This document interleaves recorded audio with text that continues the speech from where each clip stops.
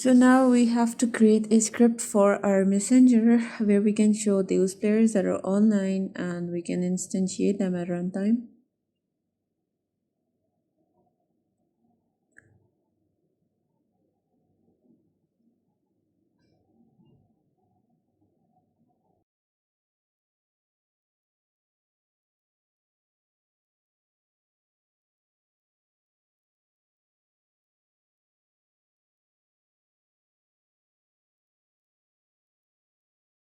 Inside messenger script, we are going to call an RPC.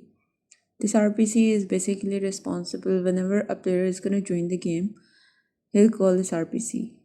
So when this RPC is being called, what's gonna we do inside this is like it's gonna instantiate the game object for the player. You can say the UI, and then inside the UI, it's gonna display the name of the player. Here, as you can see that we have two instances. We have an instance inside the messenger.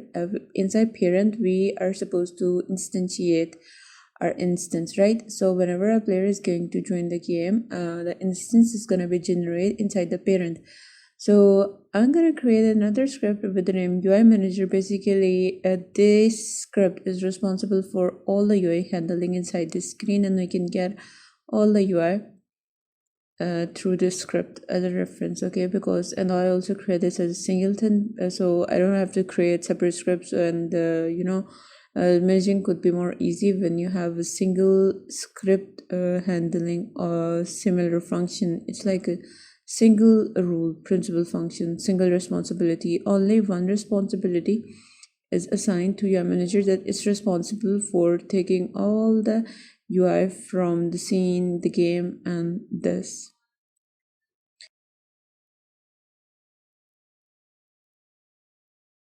We're gonna instantiate our instance at the position of our parent, right? So what mistake I did over here, instead of making it transform, I make it a game object. So that was giving error. So we need to change it to transform. And but error is still here. Okay. It's changed to transform messenger parent. Oh, so I changed it to I need to change the parent to transform, not the instance. So it should solve the problem now. And now, as we have instantiated, we need to display the name of the player inside the text component. As you remember that the instance is basically an image, and then inside an image it has the text field or a text component, right? So the first child is obviously it only have one child, that is text, where the name of the player is going to be instantiated. So it will take the text component and it's going to display the name of the user.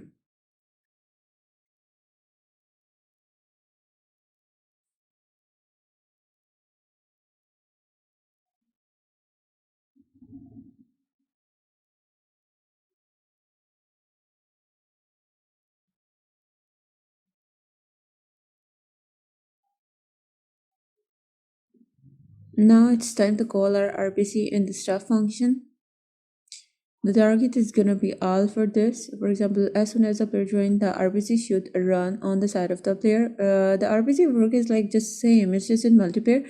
Like for example, if I don't write the RPC, it's gonna be simply call the function. If I just write the function over there, so it's gonna call the function. But the RPC call the function on our side as well as on the side of other user. So that's the difference.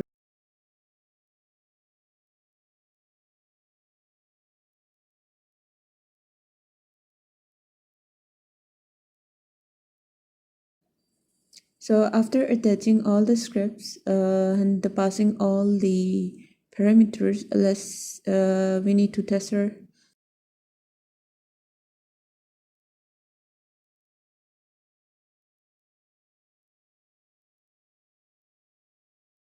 It's working.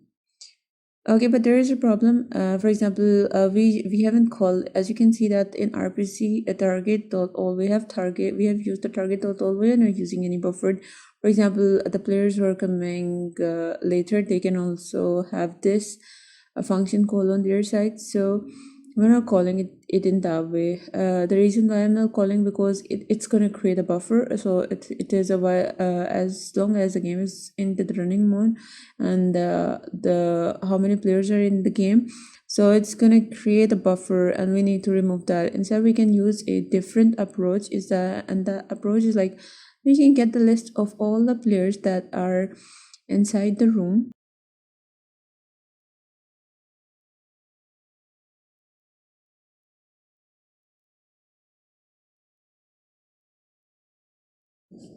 And through the list, we can iterate to each player and then can display the name.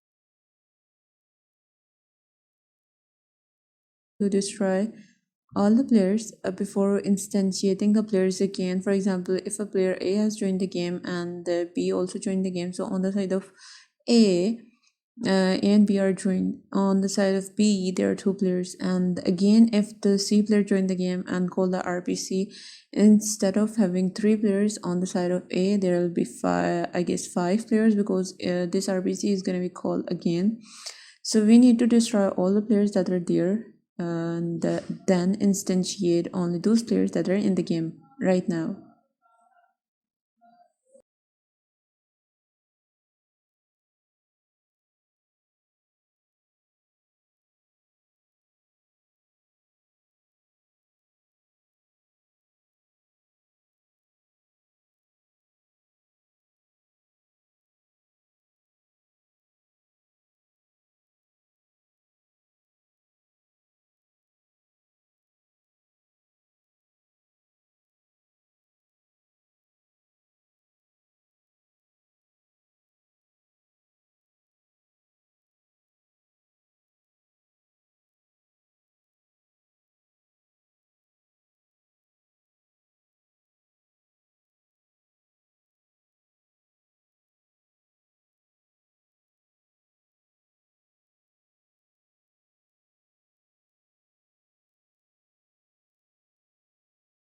So it's time to test our build.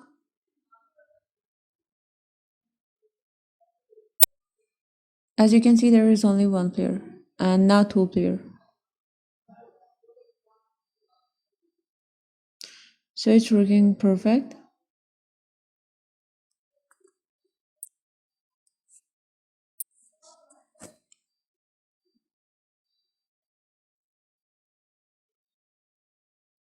But there is one thing that is missing, is that, for example, if a player left, the instance should go away, but the instance right now is not going away. So we need to do this inside the function that is on player left room. This is basically a callback.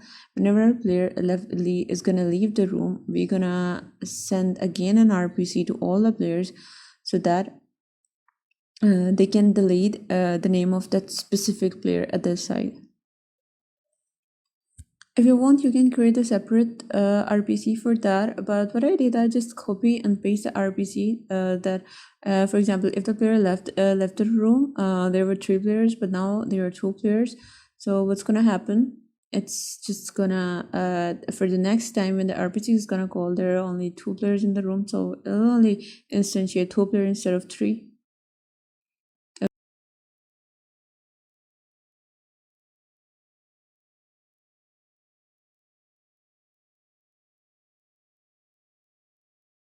Okay, now there are three.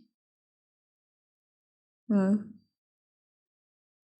okay, it's not going. Okay, and then okay, maybe some internet delay. Let's test it again.